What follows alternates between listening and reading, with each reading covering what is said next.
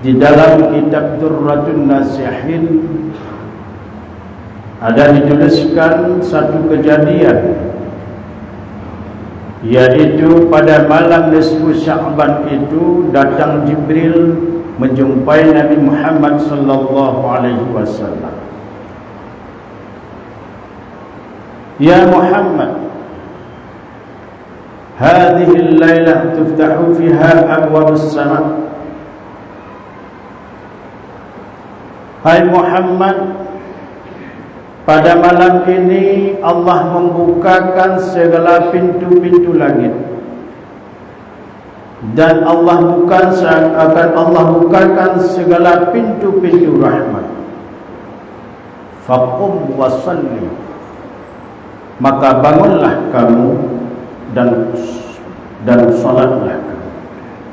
Warfa' ra'saka, dan angkatlah kepalamu dan dua tanganmu ila sama, ke langit, berdoa kepada Allah Subhanahu wa ta'ala. Yang malam ini Allah akan memberikan keistimewaan, yaitu fayaghfirullah ta'ala li jami' man la yusyriku billahi syai'an. Allah akan memberikan keampunan bagi barang siapa yang mau pada malam berdoa kepada Allah Subhanahu wa ta'ala. Apapun doanya Allah ijabahkan pada malam ini, kecuali orang-orang yang mensyarikatkan Allah, yang pada malam ini tidak akan mendapat keistimewaan diterimanya doa oleh Allah Subhanahu wa ta'ala. Siapa lagi yang tidak mendapat keistimewaan pada malam nisfu Sya'ban? Illa man kana sahiran aw kahinan.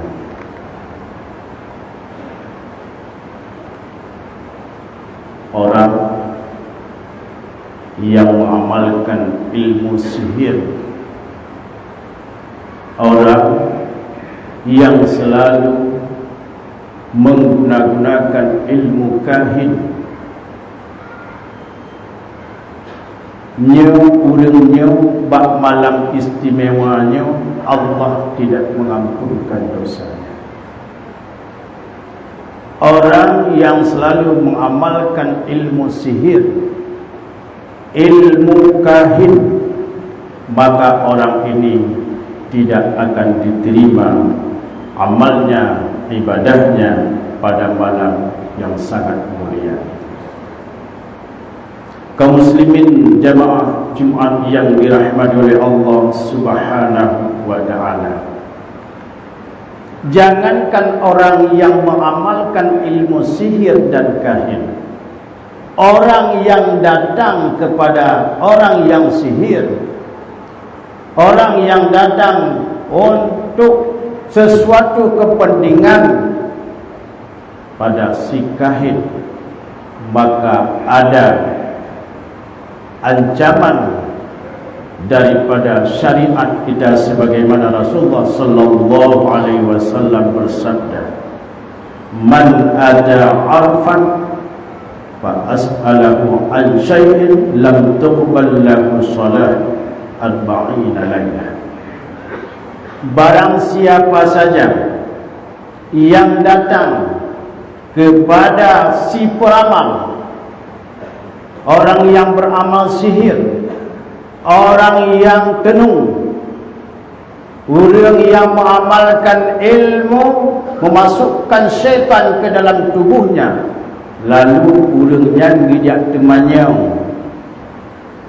dan kepatih puyai pegah lewat peramalnya, maka dipegah oleh Rasulullah sallallahu alaihi wasallam, lam tuqbal lahu salatu 40 lailah, maka ulunnya han getung tembayang di selama 40 hari. tajak bak dukun iberah dukun menau tak patih dikatanya. Padahal perkara itu perkara gaib. Tanya hana deh dah diurenyan pi hana deh. Tak patih puyai pegah. Tak lakukan puyai pegah. Maka tembahyang getanya selama perlu urah hanya tung oleh Allah. Kaum muslimin jamaah Jumat yang dirahmati oleh Allah, makanya sangat berhati-hati supaya getanya terjaga daripada hal-hal yang tidak terpuji yang lainnya. Maka timbullah berbagai macam perselisihan, bahkan timbullah berbagai macam pertengkaran akibat daripada dapati apa peramal yang gaib. Kaum muslimin jamaah Jumat yang dirahmati oleh Allah Subhanahu wa taala, salam yang hana mendapat ampunan pada malam nisfu Sya'ban, yaitu musyahinan, orang yang mendendam sesama muslim. Dipegang di Rasulullah sallallahu alaihi wasallam, abghadur rajul ila Allah al-abdul khisam. Allah cukup bengih kepada orang yang mendendam, apalagi sesama muslim. Ulamnya dikitanya dan tamang bulan suci Ramadan ada dia getanya bergelih daripada segala dosa, baiknya dosa zahir, dosa batin, dosa yang mengikat dengan Allah, dosa yang mengikat dengan manusia. Nyan Bandung ada dia bergelih selama getanya golong terus dalam bulan suci Ramadan. Maka di bulan Sya'ban inilah kita membersihkan diri. Semoga Allah datang tinggal dalam bulan suci Ramadan getanya ka bersih. Kaum muslimin jamaah Jumat yang dirahmati oleh Allah Subhanahu wa taala, salam yang hana menumpuk ampunan, yaitu musir ala zina, orang yang tapi dalam berbuat zina. Nohat golong bibiu. Kaum muslimin jamaah Jumat yang dirahmati oleh Allah Subhanahu wa taala, Allah berfirman di dalam Al-Quran, wala taqrabuz zina innahu kana fahisha wa sa'a sabila. Janganlah kamu menghampiri kepada perbuatan zina. Sesungguhnya zina itu adalah merupakan perbuatan yang sangat keji dan seburuk-buruk jalan. Gepemutleh zina. Inna salata tanha 'anil fahsya wal munkar. Sesungguhnya sembahyang itu menegahkan kamu daripada perbuatan keji dan mungkar. Gepemutleh zina ngan put mungkar lain. Bro tak zina. Na ukuran bro zina hingga golong daripada perbuatan yang sangat keji. Pertama, rilah keturunan. Yang kedua, buat orang lain medalih orang lain. Ayat terara orang malih kepada orang lain. Padahal anak zina hana dosa. Yang dosa buat orang awal, karena tidak urinang dan tidak beragam kaji pegat hubungan di luar nikah, malah maka lahirlah anak zina. Anak zina yang hana dosa, tapi akibat orangnya menimpa kepada orang lain.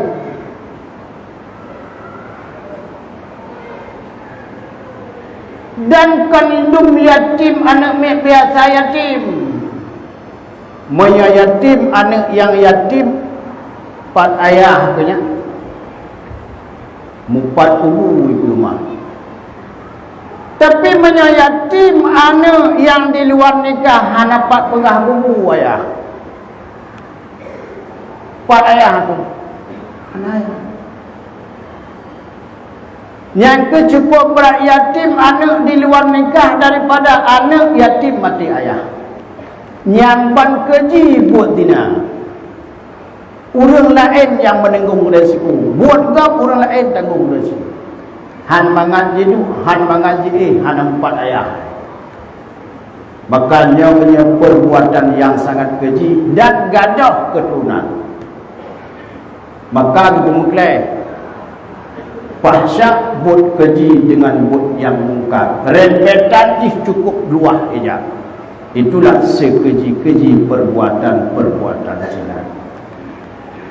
Kaum muslimin jamaah Jumat yang dirahmati oleh Allah Subhanahu wa taala, termasuk dalam zina liwat, hubungan sesama jenis yang zina lagi ngetren, tengah maju-maju, berpasangan, bahkan yang kawin satu jenis, hukumnya lebih keji daripada zina. Allah akan catat di dalam sejarah peristiwa Nanggro Sedung, dengan Allah balikkan negeri mereka. Allah laknat negeri yang sampai auranya ia sembayang bak Nanggronyan hanya tak pakai.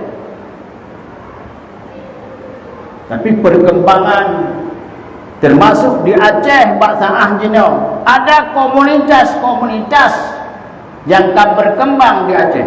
Jangan tutup mata. Real, maka karenanya kaum muslimin jamaah Jumat yang dirahmati oleh Allah, liwat itu sama juga dengan zina, sekalipun mereka tidak merusakkan keturunan. Kemudian yang hang merumpok ampunan ba Allah ba malamnya nak urang yang makan riba, kelur riba, urang yang makan riba.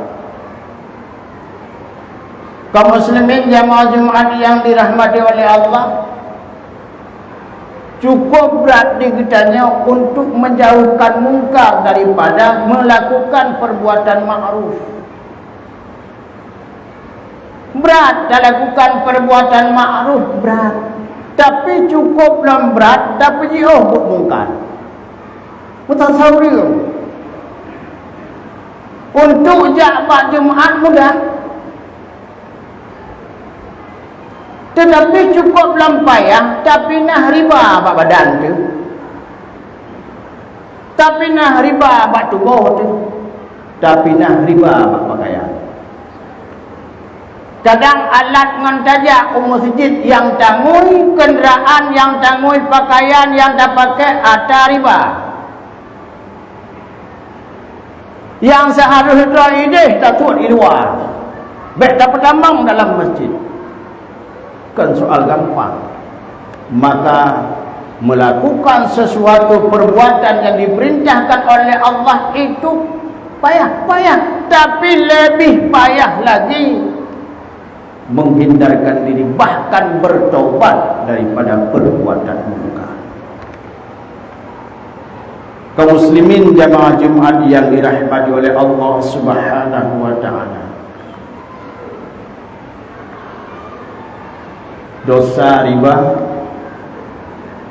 nyepegah li Rasulullah sallallahu alaihi wasallam 70 buah pintu kemungkaran terbuka kepada orang yang memakan riba. Dari 70 buah pintunya, siapa pintu lagi di Medina dengan ibu kandungnya sendiri. 60 dikurang buah yang lain. Tapah mantang dari 70 lagi berzina dengan mak. Sungguh sangat keji. Buat zina keji. Apalagi dia berzina dengan ibu kandungnya sendiri. Nyabat tapah pintu dari 70 buah pintu kemungkaran yang terjadi akibat makan riba. Tona berlaku berat. Siapa yang siap di bulan sucinya, bulan untuk menghadapi bulan suci Ramadan di bulan Sya'ban ini, dia membersihkan diri daripada perbuatan-perbuatan riba. Nagam susah. Nagam ada mudah. Kaum muslimin jamaah Jumat yang dirahmati oleh Allah Subhanahu wa taala. Bahkan gambaran dosa nepegah oleh Rasulullah sallallahu alaihi wasallam orang yang makan riba sama seperti dia melakukan zina 36 kali zina. Menyaurung Medina ada dalam kampung dah cop-cop lampulah tak temana bang nasa menyaurung baju riba apa ya 26 go. Kau tengok berat-berat. Kaum muslimin jamaah Jumat yang dirahmati oleh Allah, apalagi sekarang sedang membudaya berbagai macam alasan. Jual beli yang hanam dan doa pilih yang cukup jiuh dengan syariat Allah. Padahal baginda berlaku berbagai macam syariat yang tak berlaku, tetapi puhan ini puhan mungkin hanya dipuh. Dum seminar muzakarah para ulama nebudu yang di Aceh, tapi hana perubahan. Tetap berbagai macam jual beli yang melenceng daripada aturan agama. Nyo yang dah pakai, nyo yang dah pajau, atuhnya yang taik, maka sungguh sangat tidak diterima oleh Allah Subhanahu wa taala amal gedanya bak bulan-bulan yang sangat mulia. Kaum muslimin jamaah Jumat yang dirahmati oleh Allah Subhanahu wa taala. Kemudian siapa lagi yang tidak diterima doa pada malam yang sangat istimewa, yaitu mudammil khamr, orang yang selalu berkekalan di atas mabuk. Mabuk merupakan salah satu perkara yang sangat berentetan cukup panjang.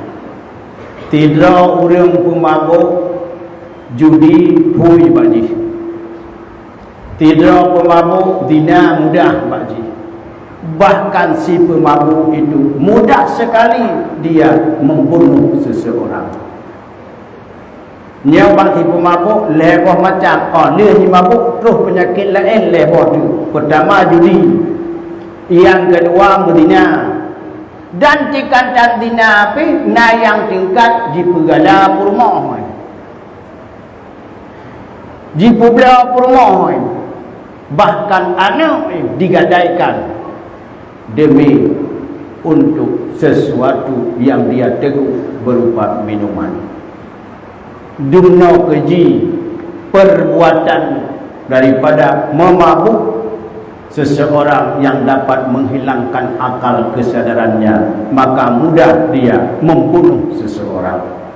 Kaum muslimin jamaah Jumat yang dirahmati oleh Allah Subhanahu wa taala, berlindunglah kita, diri kita, keluarga kita, tetangga kita yang sedang merajalelanya sesuatu yang bermasalah dengan hukum, yaitu akibat daripada narkoba. Kaum muslimin jamaah Jumat yang dirahmati oleh Allah, yang terakhir yaitu durhaka kepada dua orang tua. Maka ada jid tigalam kitanya terdampang dalam bulan suci Ramadannya, kitanya tak pegih daripada perbuatan keji dan mungkar yang kali dipegah dari Rasulullah sallallahu alaihi wasallam. Semoga di bulan ini kita mendapat ampunan daripada Allah Subhanahu wa taala, menjadilah umat yang sejati ketika kita terdamang dalam bulan suci Ramadan. Benar-benarlah bulan suci Ramadan itu bulan untuk umat. Amin amin ya rabbal alamin.